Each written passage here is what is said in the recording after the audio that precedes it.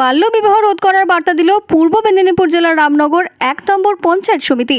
আর সেই পঞ্চায়েত সমিতির সদস্য তথা সমাজসেবী দীপক সার বার্তা দেন, বাল্যবিবাহ যেভাবে বাড়ছে তাকে বন্ধ করার বার্তা শুধু নয়, প্রতিটি জায়গায় গিয়ে দীপকবাবু সচেতন করান বাল্যবিবাহ বন্ধ করার জন্য।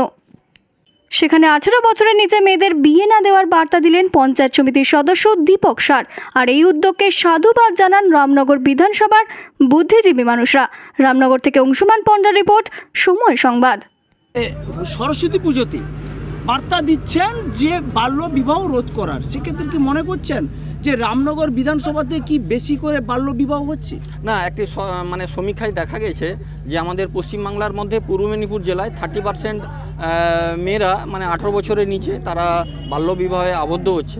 আমি প্রত্যেক অভিভাবককে আমি আহ্বান জানাবো যে এবং প্রত্যেকটি স্বেচ্ছাসেবী সংগঠন এবং সবাইকে আমাদের সহযোগিতা করতে হবে এই বাল্যবিবাহ রোধ করতে, কারণ আমাদের জেলা শিক্ষার ক্ষেত্রে এগিয়ে।